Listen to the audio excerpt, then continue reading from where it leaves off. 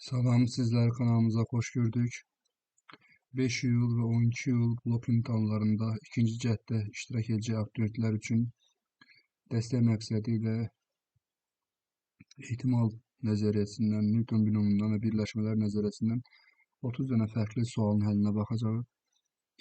Birinci sualımızdan başlayalım. 6 mavi, 4 sarı demək top birinci A torbasındadır. B torbasında isə 4 mavi və 5 sarı top vardır. Misalda deyir ki, A torbasından bir top alınır, B torbasına atılır ve daha sonra B torbasından bir top alınır, A torbasına atılır. Renk baxımından ilk durumla son durumun eyni olması ihtimalini tapın. Yani bu o deməkdir ki, A'dan çıxarılan rəngin B'dən çıxarılan rənglə eyni olması ihtimalini tapın. Tutaq ki, birincisi A torbasından mən mavini çıxartmışam və həmin mavini atıram B torbasına və mütləq şəkildə B torbasından da mən mavini çıxartmalıyım. Və ya mən A torbasından sarını çıxardıramsa, həmin sarını B torbasına atanda B torbasından da yenidən sarı çıxardıb A torbasına atmalıyım. O zaman getdik. A torbasından mavinin çıxma ihtimali 10'da 6'dır və həmin mavi mən B torbasına atanda artıq B torbasının 9 yox 10 dənə kürəcik olacaq. Və 10 dənə kürəcikdən neçəsi mavi olacaq? Çünki mən bura mavi attım. 5 dənə mavi olacaq. Yəni 10'da 5.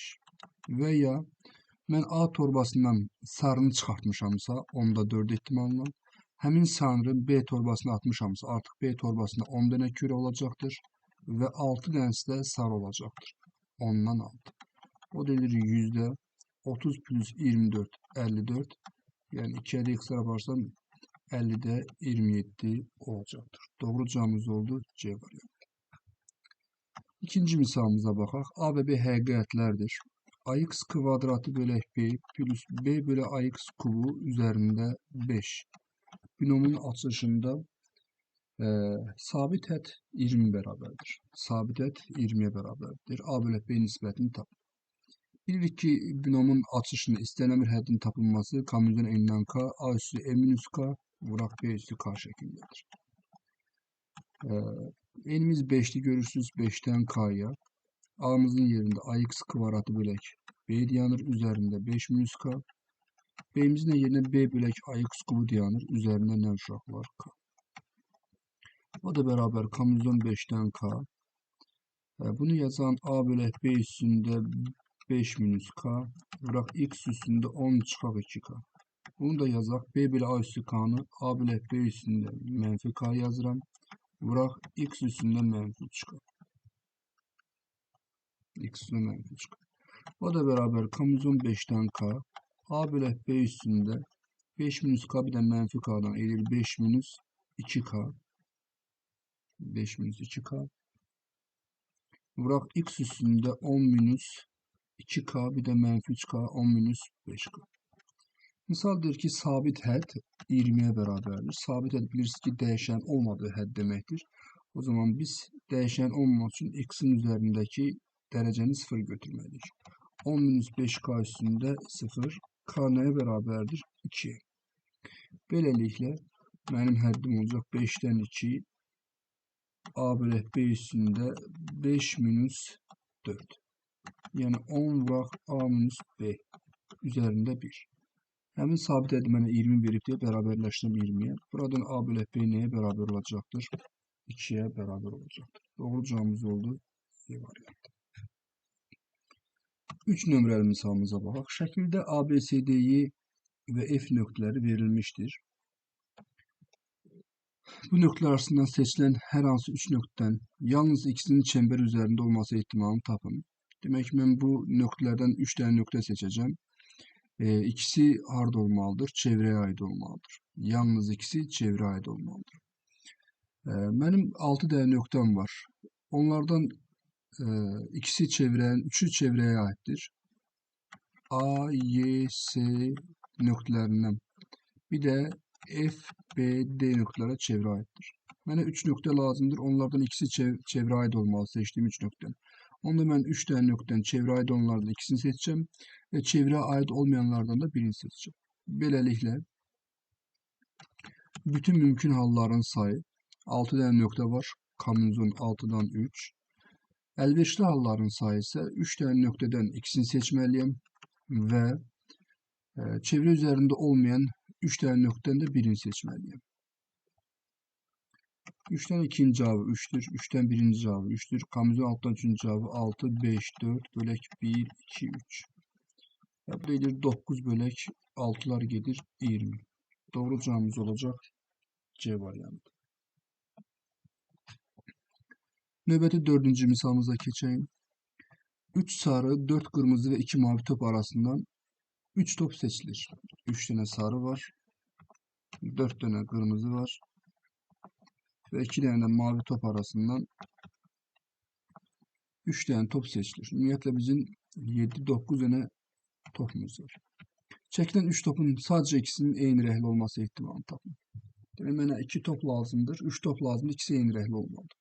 O zaman mən ikisini sarısı seçərəm, birini başka seçərəm, başka renkten veya ikisini kırmızı seçərəm, onda birini başka renk seçmeliyim veya ikisini mavi seçərəm, ikisini mavi seçərəm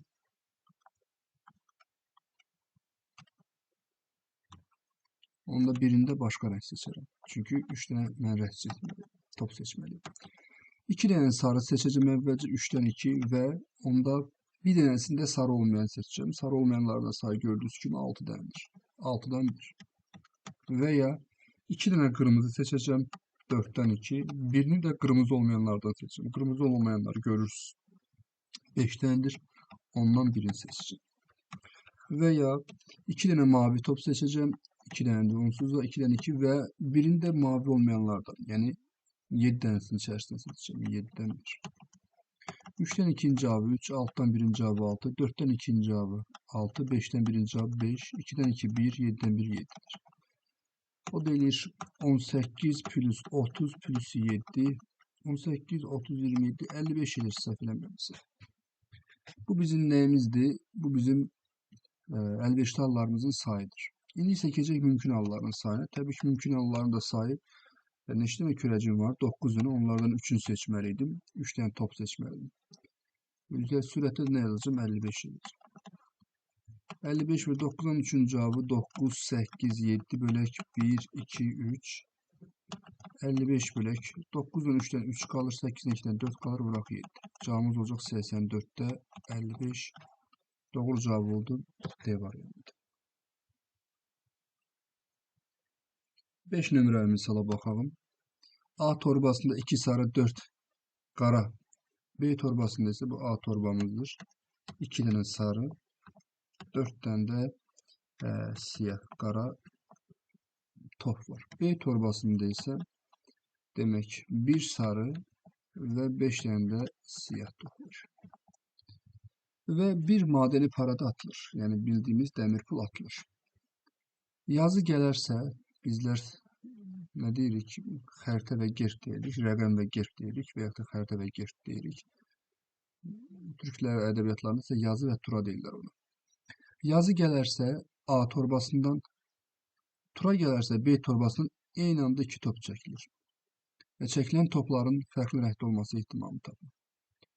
Demək uşaqlar, mən birinci dəmir pul atacağım. Bilirsiniz ki, dəmir pulu atanda hər hansı bir üzün düşməsi 2'də 1 ehtimallıdır. Əgər yazı üstü düşərsə, mən A torbasından əlimə atacağım, 2 top götürəcəm və götürəcəyim toplar fərqli rəngdə olmalıdır. Ta ki attım, yazı düşdü. O zaman mən yazı düşən kimi P yazı ehtimalı vuracağım. A torbasından 2 fərqli topun götürülməsini. Veya mən attım dəmir pulu, tura düşdü, yəni rəqəmdir. Tura düşdü. O zaman mən tura düşən kimi B torbasına əlimə atacağım və oradan 2 dənə top seçəcəm. B torbasından. O toplar fərqli rəngdə olmalıdır. Yazı düşmə ihtimalı dəmir pul atanda 2'də 1 ehtimalıdır və A torbasından da 2 dənə top çıxardacağım eyni anda. Kamyuzun altdan 2 və çıxartdığım o 2 toplar fərqli rəngdə olmalı. O zaman bir sarı çıxartmalıyam və bir dənə də siyah. Və ya attım tura düşdü, onu da 2-də 1 ehtimalla düşür. Və o zaman mən B torbasına 2 dənə top çıxardacağım. Kamyuzun altdan 2 yenə, altdan top var görürsünüz. Onlar müxtəlif rənglərdə olmalıdır. 1-dən 1 və 5-dən 1. O da bərabərdir. 2'də 1 vuraq. Burası ilə 2 vuraq 4. Altdan 2'nin cavabı 15 eləyir. Plus 2'də 1 vuraq. 1 vuraq 5. Altdan 2'nin cavabı 15 eləyir. Məxrəc 30 uşaqlar. 8 plus 5 sürətdə 13 eləyəcək. Doğru cavabımız oldu 30'a 13.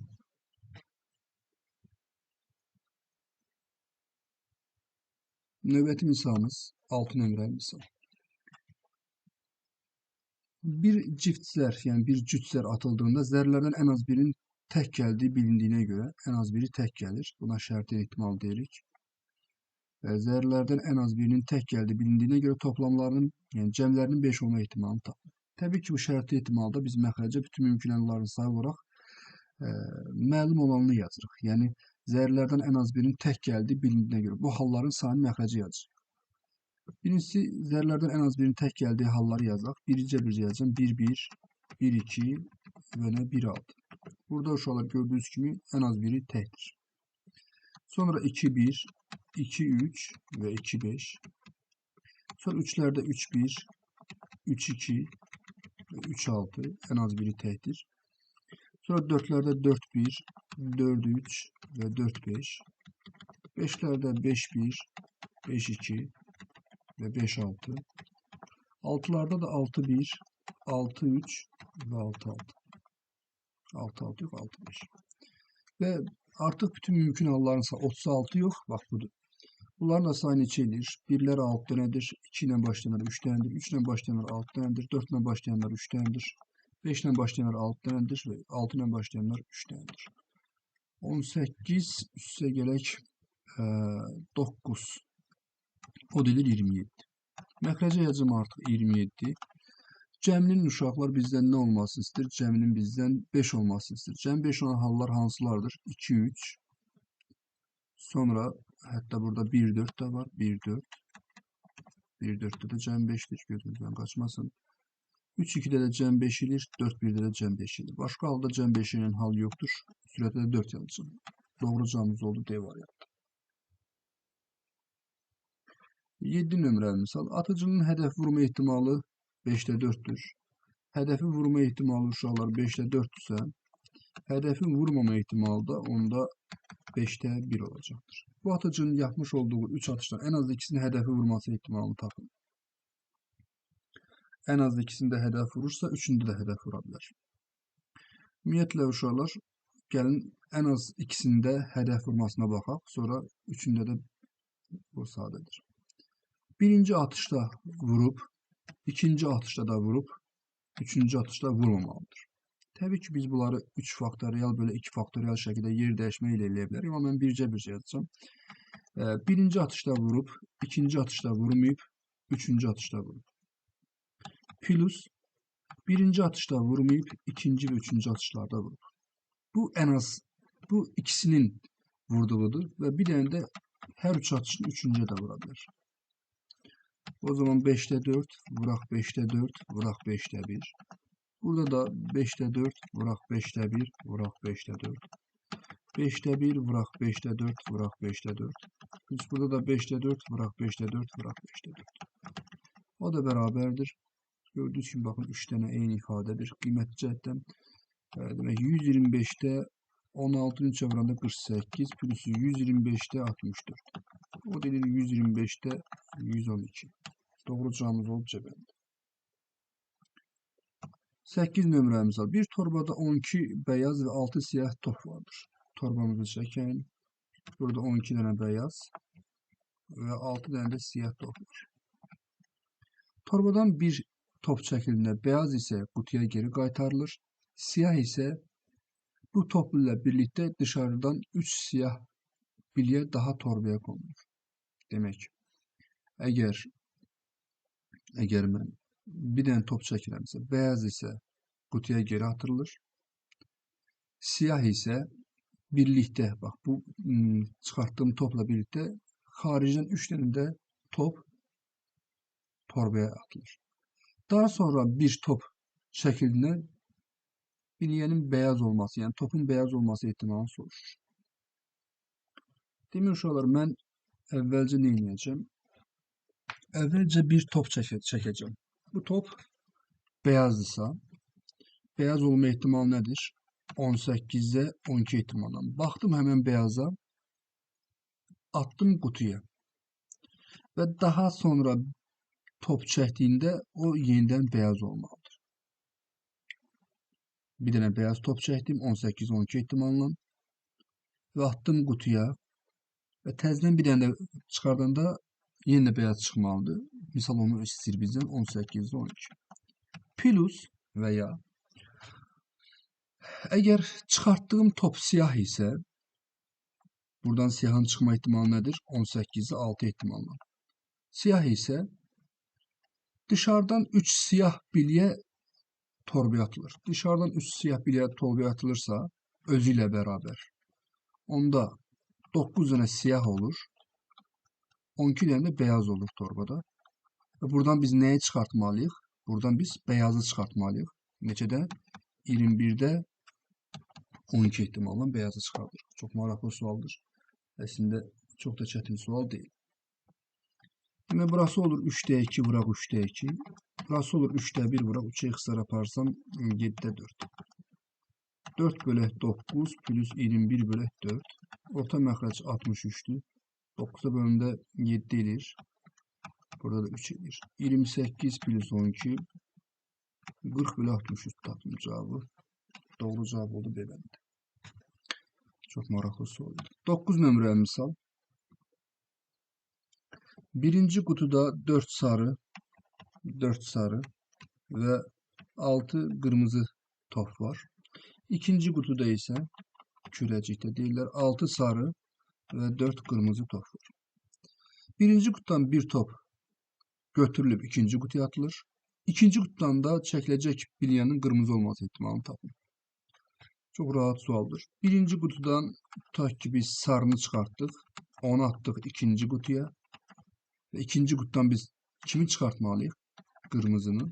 Veya birinci kutudan ben tutak ki kırmızını çektim. Attım ikinci kutuya. İkinci kutudan da yine ben neye çıkartmalıyım? Kırmızının çıkma ihtimali olur. Birinci kutudan sarının çıkma ihtimali 10'da 4'tür. Ve hemen sarını atıram ben ikinci kutuya. Artık ikinci kutu 11'den küreci olacak. Ve ben ikinci kutudan kırmızını çıkartmalıyım 11'de 4. Veya ben birinci kutudan kırmızını çıkardıramsa 10'da 6 ihtimalle. Hemen kırmızını atıram ikinci kutuya. Artık ikinci kutu 11 tane küreci olacak. Ama bu defa 5 tane kırmızı olacak. Ben buraya kırmızı atıramsa kırmızıların sayı çok aldı. 11'de 5 ihtimal. O da edir 110'da 16 üstə gələ 30. Yani 46 bölək 110. 23 bölü 55. Var mı? D bəndə var. 10 nömrəli sual. Her birinde 4 kırmızı 6 beyaz olan 2 torbadan 2 tane torba var diyelim. Birinci torbada 4 tane kırmızı var, 6 tane beyaz var. İkinci torbada da 4 tane kırmızı var, 6 tane beyaz var. Bir bilye çıkarılır. Yani küreci çıkarılır. Bu küreclerin rengine bakmadan ikinci torbaya atılır. Yani A'dan bir çıkarılır, atılır ikinci torbaya. İkinciden çekilen bilyenin beyaz olma ihtimali tabii. Yine aynı meseledendir. Ta ki birinci torbadan ben kırmızını çıkarttım. Attım bunu ikinci torbaya. İkinci torbadan ben neye çıkartmalıyım? Beyaz. Veya ben birinci torbadan ta ki beyazı çıkartmışam. Ve bunu atıram ikinci torbaya. İkinci torbadan kimi çıkartmalıyım? Həmişə beyazı çıkartmalıyım. Beyaz. Birinci torbadan kırmızını seçme ihtimal 10'da 4'tür. Onu atıram ikinci torbaya. İkinci torbada artık 11 tane kürecik olur. Ve bu zaman birinci torbadan kırmızını çıkarttım. Onu 4'e ihtimal attım bura. Burada artık 11 tane kürecik olur. Ve 5 tanesi kırmızı olacak. Dedim çünkü ben burada kırmızını bıraktım. Ve mənə beyaz çıkarma ihtimali olur. 11'de 6. Mənə beyazı çıxar. Plus Ta ki birinci torbadan mən beyazı çıxartmışım 10'da 6 ehtimalla. Hemen beyazı attım ikinci torbaya. İkinci torbada 11 dənə oldu. Ama beyazların sayısı 7 dənə oldu. Ve mən beyazı çıxartmalıyım 11'de 7 ehtimal. O da 110, 24 plus 42'den 66 bölü 110. 22'ye hesaplarsan 3, 22'ye hesaplarsan 5. Doğru cevabımız oldu D variantı. 11 nömrəli misal. 2 dənə torba var deyir. Biri yaşıl torbadır. 2 dənə yeşil var. 3 dənə də sarı var. İkinci torbam deyir. Sarı torbadır. Bu torbada da 3 yaşıl var. Bir dənə də sarı var. Ve bir zər atılır. Zərlərdə 3'ten kiçik, zərdə 3'ten kiçik bir ədəd düşərsə, yəni 1 və 2. Yaşıl torbadan bir top çəkiləcək. 2'den böyük zərdə 2'den böyük rəqəm düşərsə, sarı torbadan bir top çəkilir. Çəkilən topun sarı olma ehtimalını tapın. Demək, mən birinci zər atacağım. Zərdə 3'ten kiçik xalın düşməsi, zərdə 3'ten kiçik, burada zər yazıram. 3'ten kiçik xalın düşməsi olursa, mən əlimi atacağım yaşıl torbaya və oradan nəyə çəkəcəm? Baxın, 3'ten kiçik zər düşərsə, yaşıl torbadan bir top çəkəcəm. Yaşıl torbadan kimi çıxartmalıyam? Sarını çıxartmalıyam. P, yaşıl torbadan çıxartmalıyam sarını. Və ya mən zərdə 2'den böyük xal düşərsə, mən sarı torbadan baxın, bir sayı gələrsə, yaşıl torbadan 2'den böyük sayı gəlirsə, sarı torbadan bir top çəkəcəm. Sarı torbadan bir top çəkəcəm. O topun nə olmasını istəyir hər iki halda? Sarı olmasını istəyir. Buradan da sarı seçməliyim. Zərdə 3'ten kiçik xalın düşməsi alttaki ehtimalına baş verir və o zaman mən əlimi bura atıram və buradan sarını çıxartmalıyım yaşıl torbadan. Yaşıl torbada 5 dənə kürəcik var, sarısı 3 dənədir. Və ya zərdə 2'den böyük xal düşərsə, düzdür, altta 4 ehtimalla düşür. O zaman mən sarı torbaya əlimi atacağım və sarı torbadan da yine sarını çıxartmalıyım. Sarı 4 dənə kürəcik var, sarının çıxması 4'də 1. Demək, 5'də 1 plus 6'da 1. Doğru cevabımız olur 30'da 11. C variantı.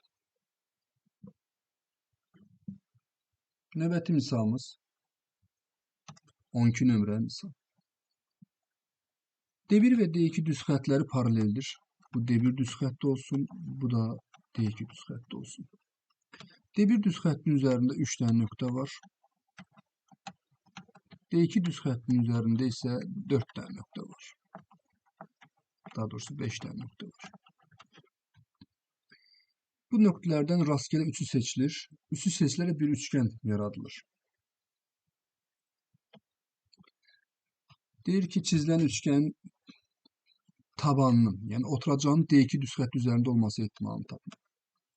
Ümumiyyətlə, burada nə qədər mən üç bucaq yarada bilərəm? Təbii ki, müxtəlif yollara eləmək olar bu üç bucaqların sayını. Biz bir yolla gedəyim. Demək, mən üç bucaqların bir təpəsi 3 dənə nöqtə olar D1 düz xətti üzərində. 2 təpəsi isə D2 düz xəttin üzərində olur. O zaman baxın, belə bir üçbucaq mən yarada bilərəm. 3'dən birini seçəcəm və 5'dən də ikisini seçəcəm aşağıda. Və ya mənim seçəcəyim üçbucağın, yazacağım, quracağım üçbucağın 2 təpəsi D1 düz xəttin üzərində ola bilər. Bir təpəsi də D2 düz xəttin üzərində ola bilər. Yəni 3 dənədən ikisini seçəcəm və 5 dənədən də birini seçəcəm. Bu bütün mümkün üçbucaqların sayıdır. Və yaxud da ki, şuralar burada 9 dənə, 8 dənə nöqtə var. Kamizon 8-dən 3, çıxaq kamizon 3-dən 3, çıxaq kamizon 5-dən 3-də bunu yaza bilərsiniz belə üçbucaqların sayını. Bütün mümkün halların sayı 3 bıraq 5'dən 2'nin cavabı 10'dur. 3'dən 2'nin cavabı 3'dür. 5'dən 1'in cavabı 5'dir. O da eləyir 45 səhvələndə biz. Misal bizdən nə istəyir bəs? Üçbucaqların oturacağının, taban oturacaq deməkdir. D2 düz xəttin üzərində olmasını istəyir. Təbii ki, D2 düz xəttin üzərində olmalıdır. Yəni 2 dənə təpəsi burada olmalıdır, bir dənə təpəsi də burada olmalıdır. Demək, 2 təpəsi D2 düz xəttin üzərində olmalıdır və bir dənə təpəsi də D1 düz xəttin üzərində. Bu üçbucaqların sayını tapaq. 10 vuraq, zaten bunun içərisində 10 vuraq 3. 30 dənə belə üçbucaq var. O zaman 45 dənə üçbucaqdan 30'u bizim şərtimizi ödəyən üçbucaqdır. Ehtimal 15'i xısar aparsam eləcək 3'də 2. Növbəti 13 nömrəli misala baxaq. ABCD YF nöqtələri bir çevrə üzərindədirlər. A, B, C, D, Y və F nöqtələri bir çevrənin üzərindədirlər. Bu nöqtələri təpə qəbul edən üçbucaqlardan rastgele biri seçildiyində üçgenin bir köşəsinin A'da olması ehtimalını tapın. Bizdə də var bu misaldan. Dövlət İmtahan Mərkəzinin kitabında. Demək şu mənə üçbucaqlar lazımdır. Belə üçbucaqların sayı təbii ki komuzunu altdan 3, 6 vuraq, 5 vuraq, 4, 1, 2, 3, 20 dənə belə üçbucağım var. Amma mənə məxrəcə yazacağım 20. Mənə bir təpəsi A'da olan üçbucaqların sayını soruşur. Məsələn, baxın, bir təpəsi A'da olan üçbucaq var. Bir təpəsi A'da olan üçbucaq var. Nə bilim, bir təpəsi A'da olan üçbucaq var. Bir üçbucaqların sayını soruşur. Biz bunlara hədiyyə məsələləri deyirik. Yəni A təpəsini bizə hədiyyə verib. O zaman bizim 2 dənə də təpəyə nəyimiz var? İhtiyacımız var. O zaman A'dan savayı geri qalan 5 dənə təpədən biz ikisini seçməliyik. Sürətləyəcəm komuzun 5'dən 2. O da edir 10, bu da edir 20. Camımız eləcək 2'də 1, 13'ün bölünmüş olur. 14 nömrəli misal. Bir soruyu Əli və Vəlinin sırasıyla çözmə olasılıqları, yəni ehtimallar 3'də 1 və 3'də 2'dir. Əlinin uşaqları bilmə ehtimalı 3'də 1 isə, Əlinin həmin sualı bilməmə ehtimalı 3'də 2'dir. Vəlinin uşaqlar sualı bilmə ehtimalı 3'də 2 verib, onda bilməmə ehtimalı 3'də 1 olacaqdır. Bu soru ikisine de eyni anda soruşurlar. Sadəcə birinin sualı bilmə ehtimalını soruşur. Yəni Əli sualı bilirsə və Vəli onda sualı bilməməlidir. Və ya Əli sualı bilmirsə, onda Vəli sualı bilməlidir. Əlinin bilmə ehtimalı 3'də 1'dir. Vəlinin bilməmə ehtimalı 3'də 1'dir. Əlinin bilməmə ehtimalı 3'də 2'dir. Vəlinin bilmə ehtimalı 3'də 2'dir. Cavabımız necə 9'da 5. Doğru cavab oldu deməlidir.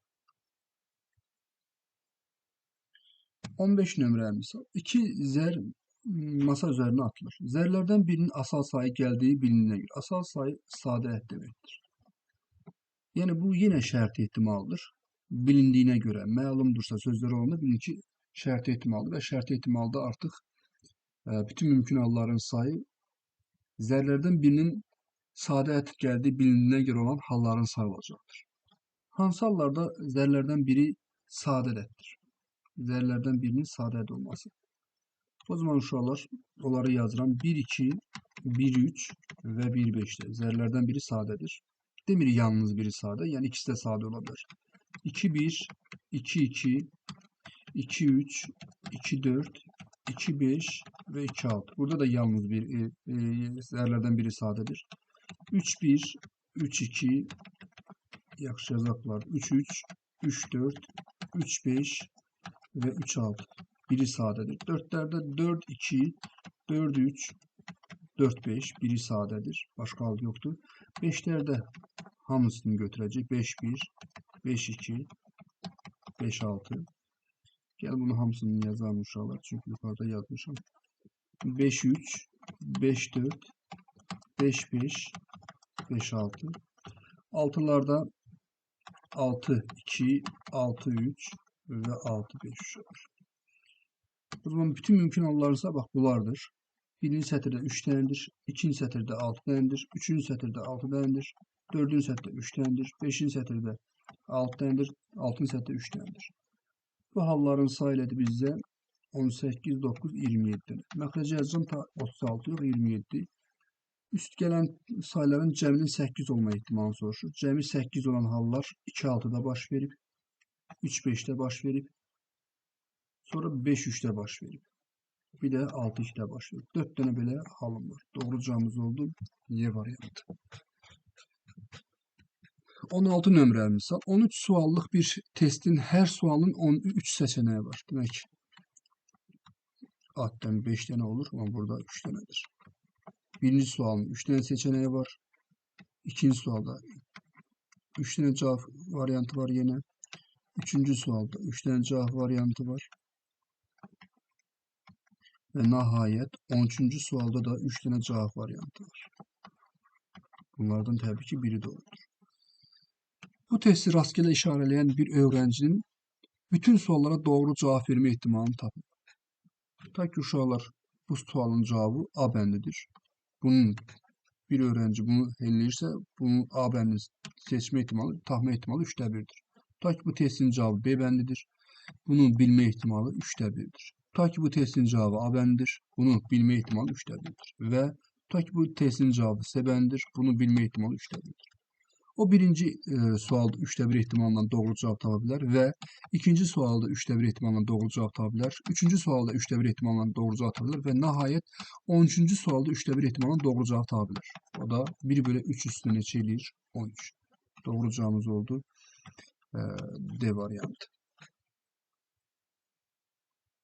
Doğru cevap oldu D variantı. Növbəti misalımız 17 nömrəli misaldır. 3x plus y bölü 9 6 ifadəsinin aslında həddin, terim hədd deməkdir. Katsayda əmsal deməkdir. Əmsalını tapın. Yine uşaqlar Newton bölümün ixtiyari bir həddin tapılmadığı üstünlüyü yazacaq. K üzrə n-dən k, a üstü minus k, b üstü k.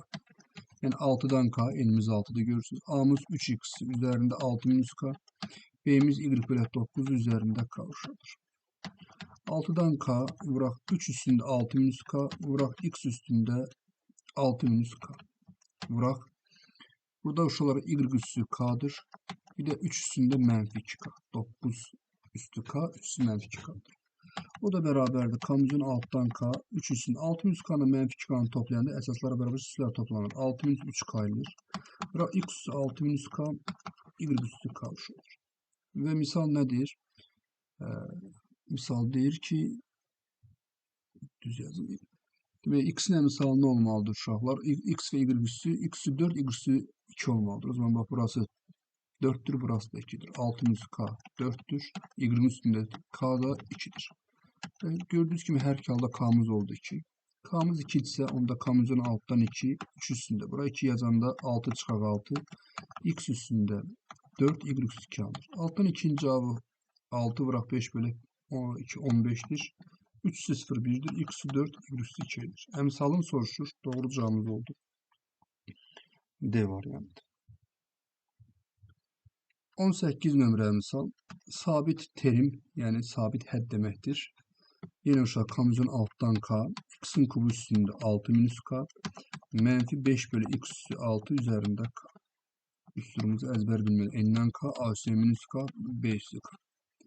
K'mızın alttan k, x üstünde 18 çıkar 3k. Bırak mənfi 5 üstünde k, mənfi 5 üstü k. Bırak x üstünde mənfi 6k. Emsal qabağa ataq. K'mızın alttan k bırakın. Mənfi 5 üstünde k. Bırak x üstünde. 18 3k'nın mənfi 6k'nı toplayanda 18 minus 9k edir. Ve sabit terim o demek ki orada dəyişən olmalıdır. Dəyişən olmasının dəyişənin derecesi 0 olmalıdır. Böyle k'mız oldu 2. Hemen k'nı buraya yazanda k'mızın alttan 2. Mənfi 5 üstü 2. X üstü 0. Alttan 2'nin cevabı 15'tir. Mənfi 5 üstü 2 de 25'tir. X 0 da 1'dir. 15'i 25'e vuracağım uşaqlar. 75 bir de 30. 375 edir. Doğru cevabımız oldu. Y variantı. 19 nömrəli misala bakalım. Harun ve Hüseyin'in de aralarında olduğu 9 kişilik basketbolcu arasından 5 kişili bir takım kurulacaktır. Yani komanda düzenlenecektir. Harun ve Hüseyin'den en az birinin biri takımda olmak şartıyla kaç farklı şekilde takım oluşturulabilir? Demek ki biz 5 neferlik bir komanda yaratmalıyıq. Onların içerisinde Harun var, Hüseyin var ve diğer 7 nefer var. Diğer 7 nefer var. 5 kişili bir takım kurulacaktır uşaqlar. Harun ve Hüseyin de en az biri takımda olmak şartıyla. En az ikisi, her ikisi de olabilir. En az biri de olabilir. Biz neyleyin? Əvvəlcə bütün mümkün halların sayını tabaq. Yəni 9 neferlik adamla basketbolçunun 5 kişilik komanda yaratmalıyıq. Komandamızın 9'dan 5. Yani burada Harun özü olabilir. 2 Harun ve Hüseyin aynı zamanda olabilir, olmayabilir. Yani bütün halların sayı 5 neferlik komandaların sayı budur. O da eləyir uşaqlar komandamızın 9'dan 4. Bu da eləyir 9 vuraq 8 bırak, 7 bırak 6. Böyle 1, 2, 3, 4. 4 ile 2, 8 ile gelir. 3 ile 6 da 2 gelir. 63'ü 2'ye vuran neçə edir? 126. Bu bütün beşlik komandaların sayıdır.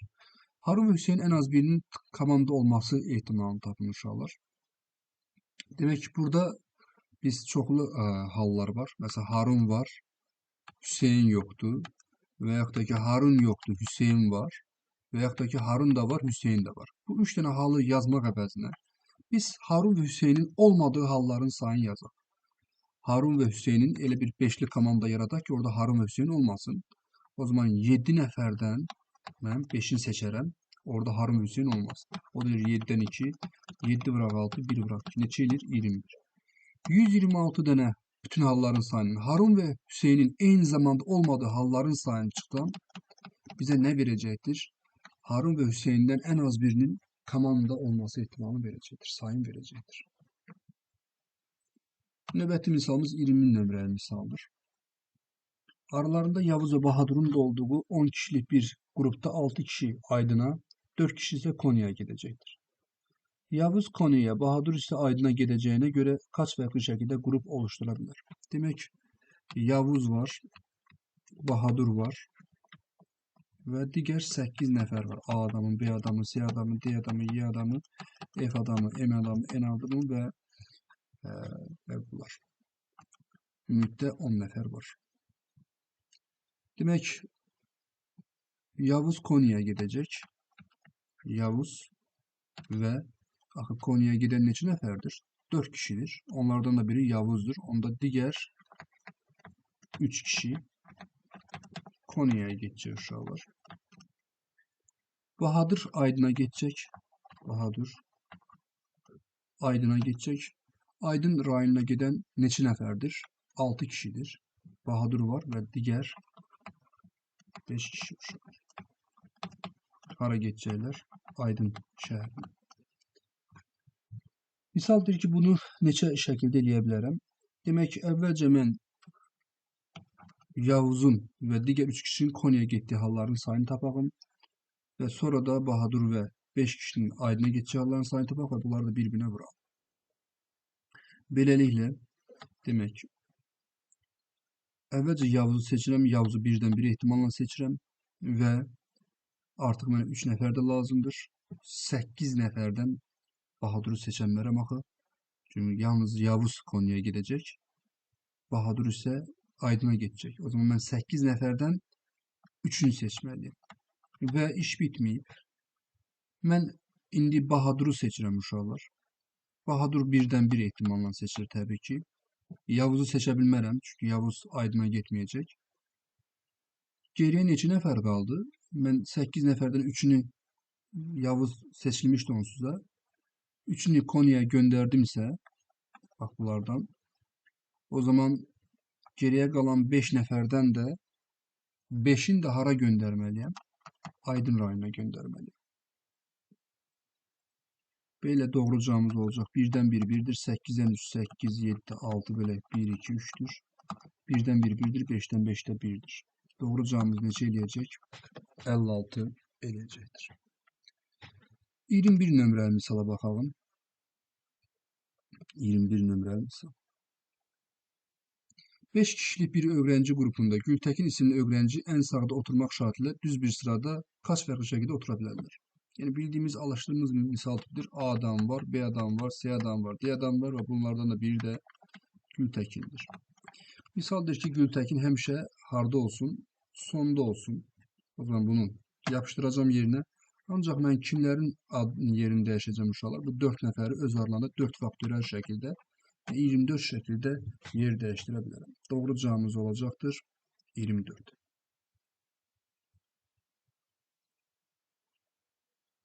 Növbəti misalımıza bakalım. 22 nömrəli misal. Yine Newton binomundan geldi. Kamuzun enindən K. Bakın bu həddin əmsalını soruşur. Kamuzun enindən K, A üstü M minus K, B üstü K düsturumuzu tətbiq edək. N'imiz 5'ti. 5'ten K. A'mız 2x'in kubudur. Üzerinde 5 minus K. B'miz 3y'in kvadratdır. Üzerinde K. O zaman kamizon 5'ten k, 2 üssü 5 minus k, bırak 3 üssü k, bırak x üstünde 15 minus 3k, bırak y üstünde 2k. Ve x'in üstünde 3 olmalıdır, y'nin üstü 8 olmalıdır. X'in üstündeki derece 3 olmalıdır. Y'nin üstü derece de 8 olmalıdır. Her iki halda gördüğünüz gibi k'mız ne edir? 4 edir. Ben emsalı soruş. Bak emsal da burasıdır. K'nın yerine 4 yazıram. 5'ten 4. 2 üssü 5 minus 4. Üssü 4. 5'ten 4 5'tir. 2 üssü 1 2'dir. Üssü 4 81'dir. O da 810. Doğru cevabımız oldu. Y variantı. Növbəti misalımıza bakalım. 23 nömrəli misal. Şəkildə D doğrusu üzərində 5 tane nöqtə var. Çevrə üzərində də 5 tane nöqtə qeyd olunub görürsünüz. Misal deyir ki, şəkildəki nöqtələrdən ən çox neçə üçbucaq yaradıla bilər? Təbii ki, ən çox demək istədiyi odur ki, heç bir 3 tane nöqtə bir düz xətt üzərində deyil. Məsələn, baxın adamın misalda səhv tutmaq olar. Bakın sanki bu nöqtələr bir düz xətt üzərindədir. Misal deyir ki, en çok sözü ona göre yazıblar ki bu şərti aradan qaldırsın. Zaten bu nöqtələrin bir düz xətt üzərində olduğu görünür. Amma sən məsələn bu nöqtələri də bir düz xətt üzərində qəbul edə bilərsən. Amma en çok sözü bu sualı aradan qaldırır. Bu şübhəni aradan qaldırır. Məsələn baxın elif, y nöqtələr sanki bir düz xətt üzərindədir. Və yaxud da ki CF, K nöqtələr sanki bir düz xətt üzərindədir. Yəni bunlar bir düz xəttin üzərində deyirlər. En çok sözü ona göre verilir. Demek uşaq biz birinci üsulunu eləyək. Birinci üsulumuz nə qədər nöqtəm var ümumilikdə? 10 dənə nöqtəm var. 10 dənə nöqtənin ixtiyarı 3'ünü seçirəm. 3 bucaq yaradıram. Amma bunların içərisində artıqlar var. Çünki seçdiyim nöqtə bəlkə bu nöqtələrdən 3'üdür. Və yaxud da ki bu nöqtə və bu nöqtədir. Yəni düz xətt üzərində 3 dənə nöqtə seçsəz 3 bucaq yarada bilmərsiniz. O zaman 5 dənə nöqtədən 3'ü halı da buradan çıxır. O da olur 10, 9, 8, 1, 2, 3. Çıxaq 5, 4, 3, 1, 2, 3. Demək, burada 3 eləyir. Burada 4 eləyir. 120 çıxaq. Bunlar da gedir uşaqlar 10 eləyir. 110. İkinci üsulla da eləyək misalı. İkinci üsulla da eləyək. Demək uşaqlar mən bir dənə nöqtəni D düz xəttin üzərindən seçirəm. 5'dən 1. Onda 2 dənə nöqtəni çevrə üzərindən seçəcəm. 5'dən 2. 3 bucaq yaradacağım. Baxırsınız, bax bir bunu götürəm, bir bunu, bir bunu. Gördüyünüz kimi 3 bucağı yarattı. Və ya mən 2 dənə nöqtəni D düz xəttin üzərindən seçirəm. Bir dənə nöqtəni çevrə üzərindən seçirəm. 2 dənə nöqtəni buradan, bir dənə nöqtəni buradan seçdim uşaqlar. Gördünüzmü? Və ya uşaqlar mən 3 dənə nöqtənin 3'ünü də çevrənin üzərindən seçirəm. Çünki düz xəttin üzərindən nöqtə seçə bilmərəm ki 3 bucaq yaradım. 5'dən 3. 5'ten birinci cevabı 5, 5'ten ikinci cevabı 10. 5'ten ikinci cevabı 10, 5'ten birinci cevabı 5. Ve nihayet 5'ten üçüncü cevabı 5'ten 2'ye beraber o da 10 edir. 50-50 cevabımız eləyəcək 110. Hər iki halda cevabımız oldu 110. Növbəti 24 nömrəli misala baxaq. Şəkildə bir-birinə paralel 5 doğru ilə yenə bir-birinə paralel 4 doğru kəsişməkdədir. Buna görə bu şəkildə neçə dənə parallelogram var deyir. Təbii ki, parallelogram yaratmaq üçün biz maili düz xətlərdən, maili paralel düz xətlərdən ikisini seçməliyik. Maili düz xətlər gördüyünüz kimi 5 dənədir. Ondan ikisini seçəcəm və iş bitmədi. Parallelogram düzəltmək üçün onun yuxarısı və aşağısı da olmalıdır ki, paralleograma tamamlansın. Üfüqi düz xətlərdən də, üfüqi düz xətlərimiz gördüyünüz kimi 4 dənədir. Onlardan da ikisini seçməliyim ki, parallelogram yaradır. 5'ten 2 10'dur, 4'ten 2 6'dır. 60 tane bak bu balaca şəkildə parallelogram var uşaqlar. 25 nömrəli misal. 5 doktor var. 5 doktor var. 4 tane də həmşirə var, tibb bacısı. Bunlardan 4 kişilik bir komanda qurulmalıdır. En azı 1, en çoxu 3 doktorun olduğu neçə belə komanda yaratmaq olar? Demək ki, mənə 4 nəfər komanda lazımdır. En az biri doktor olsun. Onda və 3'ü həmşirə olacaqdır. 2 dənə doktor ola bilər. Onda ikisi həmşirə olacaqdır. Çünki 4 dənə mən komanda yaratmalıyım. 4'lük bir komanda yaratmalıyım. En çoxu 3 dənə doktor olsa, görürsünüzmü? Onda mən bir dənə həmşirə seçməliyim. O zaman bu halları tapa qayrarsa alınan halları toplayaq. Bir doktor 5 dənədir və 3 həmşirənin seçilməsi 4-dən 3-dür. 5 vuraq. 4-dən 3-cü cavab 4-dən 1-ci cavaba bərabər olur. 4 oldu 20. 2 doktor və 2 həmşirəni seçməm. 5-dən 2 və 4-dən 2 ehtimalına. 10 vuraq 6, 60 üsulla. 3 doktor və 1 həmşirə seçməliyəm. 5-dən 3, 5-dən 2-yə bərabər. O da 10-dur. 4-dən 1 də 4-dür. O da 40. Bu halları nə etməliyəm mən? Toplamalıyım. Doğru cavabımız olacaq 100. Yox, 120. Doğru cavab oldu bəndə. Növbəti 26 nömrəli misal. Mərd 12 suallıq bir sınavda, imtahanda 5 sualdan ən az 3-ünü cavablamaq, ilk 5 sualdan ən az 3-ünü cavablamaq məcburiyyətindədir. Yəni buna imtahana giriblər. Deyirlər ki, mütləq şəkildə ilk 5 sualdan 3-ünü mütləq ən az 3-ünü cavablamalısan. 4-ünü də cavablaya bilərsən, 5-ini də cavabla. Yəni ikisini cavablasan ilk 5 sualdan sən imtahandan xaric edəcək. 1, 2, 3, 4, 5, 6, 7, 8, 9, 10, 11, 12 dənə sual var imtahanda. İlk 5-indən uşaqlar, ilk 5-i və sonrası da 7 dənə sual var. Bu sınavda cəmi 9 dənə sualı cavab verməlidir mərd. Toplamda 9 dənə sualı cavab verməlidir. Əgər buradan 3 dənəsinə cavab verirsə, onda buradan 6 dənəsinə cavab verəcək. Əgər buradan 4 dənəsinə cavab verirsə, onda buradan cəmi 9 dənə sual cavab, 5 dənəsinə cavab verməlidir. Əgər ilk 5 sualdan 5-nə cavab verirsə, onda sonraki 7 dənə sualdan neçəsinə cavab verməlidir? 4 dənəsinə. Çünki cəmi 9 dənə olmalıdır. Cəmi 9 dənə, cəmi 9 dənə. İndi bu halları ayrı-ayrı yazaq. İlk 5 sualdan 3-ünü cavablayırsa və onda növbəti 7 sualdan 6-sını cavablamalıdır. Çünki cəmi 9 dənə olmalıdır. Baxın, bu hala baxın. Və ya ilk 5 sualdan 4-ünü cavablayırsa və onda növbəti 7 dənə sualdan 5-nə cavab verməlidir. 7-dən 5. Çünki cəmi 9 dənə sual cavablamalıdır. Və ya ilk 5 sualdan 5-ini də cavablayırsa, onda növbəti 7 sualdan, axı cəmi 9 dənə sual cavablamalıdır, 4-nə cavab verməlidir.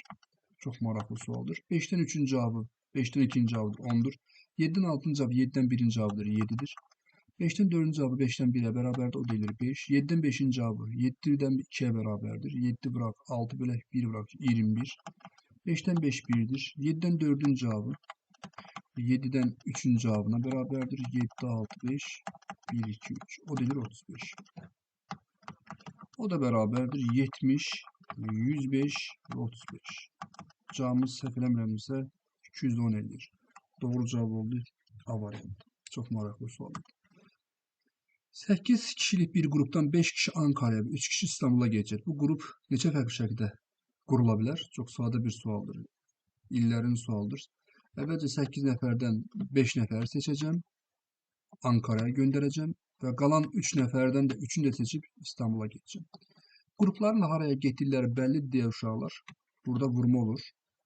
Amma uşaqlar qrupların haraya getdikləri bəlli deyilsə, məsələn deyir ki 8 kişilik bir qrupdan 5-ini bir rayona, 3-ünü isə başqa bir rayona göndərirlər. Onda bunu 2 faktoriyla bölürsən. Qrupların sayının faktoriyalına bölürsən. Çünki burada halların isə 2 dəfə azalmalıdır. Faktoriyalların sayıdır. 8-dən 5-ci cavabı 8-dən 3-dür. 3-dən 3-cü cavabı da 1-dir. 8, 7, 6, 1, 2, 3. 6'lar da gedir. Doğru cavabımız neçə eləyir? 56 eləyir. 28 nömrəmiz var. 8 seçməli dərsdən 3 tanəsi aynı anda verilməkdədir. Yəni 3 dənə dərs, 3-ü də eyni zamanda keçirilir. 8 dənə dərsdən 3-ü, məsələn, riyaziyyat, ingilis dili, Azərbaycan dili saat 08:00-da başladı. Bu 3 dənə dərs. Mən onlardan birini seçməliyimsə, məcburam 3 dənədən birini seçə bilərəm. Yəni ikisini eyni zamanda seçə bilərəm. Gedib birində otura bilərəm dərsə girmək üçün. 3 dənədən birinə girmək üçün. Bu 8 dərsdən 4-ünü seçən bir öğrenci kaç fərqli seçim yapa bilər? Demək 8 dənə dərsim var. Onlardan A, B, C, D dərsləri eyni vaxtdadılar. Eyni vaxtda keçirirlər. Geriyə qalan uşaqlar D, Y, F, M və N dərslərdə uşaqlar müxtəlif vaxtlarda keçirilən dərslər olsun. Mən 4 dənə dərs seçməliyəm. Mən seçəcəyim dərs bu 3 dənədən biri ola bilər. Bundan birini seçərəm. Onda buradan da neçəsini seçməliyəm? 3-ün. Bunlar müxtəlif vaxtlarda keçilir və müxtəlif vaxtlarda hərəsindən birini seçə bilərəm. Demək olar, mən 3-dən birini seçirəm və 5-dən də 3-ünü seçirəm. Və ya mənim seçəcəyim dərs, buradan ta ikisini seçə bilmərəm uşaqlar. Və yaxud da ki, buradan 3-ünü seçə bilmərəm, ancaq birini seçə bilərdim. Mən 4-ün də elə sonraki 5 dərsdən seçə bilərəm. Eyni vaxtda olmayan 5 dərsdən seçə bilərəm. Kombinizon 5-dən 4. Birin buradan, 3-ün buradan, çünki 4 dənə dərs seçməliyəm. Artıq da ikisini, 3-ün buradan seçə bilmərəm. Və 0-ın buradan seçirəm, 4-ün də bu birisi dərslərdən seçirəm. 3-dən 1-in cavabı 3-dür, 5-dən 3-ün cavabı 10-dur, 5-dən 4-ün cavabı 5-dir. Doğru cavabımız neçə eləyəcək? Səhv eləməmişəmsə 35 eləyəcəkdir uşaqlar. Növbəti misalımıza baxalım. 29 nömrəli misal. 6 kişi yan-yana oturacaqdır. İçərilərindən bəlli ikisi yan-yana oturmaq istəmədiklərinə görə bu kişilər kaç şəkildə yan-yana otura bilirlər? Təbii ki, uşaqlar o bəlli kişiləri gəlin adlandıraq. Biri A adam olsun və biri də B adam olsun. Bunlar istəmirlər ki, yan-yana otursunlar. Digər adamlar da C'dir, D'dir, Y'dir və F'dir. Əvvəlcə biz bunların yan-yana olma hallarının sayını tapaq və sonra bütün halların sayından bu yan-yana olma halların sayını çıxsam, onların yan-yana olmadıkları halların sayını tapacaq. Ümumiyyətlə 6 nəfər bir sırada neçə cür otura bilirlər? 6 faktorial şəkildə. Çıxaq. Mən istəyirəm ki, A və B heç vaxt yan-yana olmasın. Bunun üçün tərsin fikirləşirəm. A və B-nin yan-yana olduğu durumların sayı. Bunun üçün bunları bir götürürük. Buna biz paketləmə məsələləri deyirik.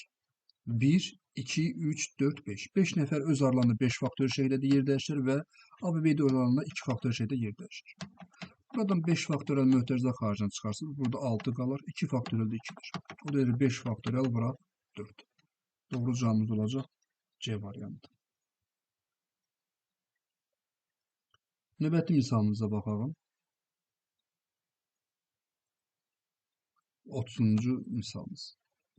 5 dənə fərqli matematik kitab var. Matematik 1, riyaziyyat kitabı.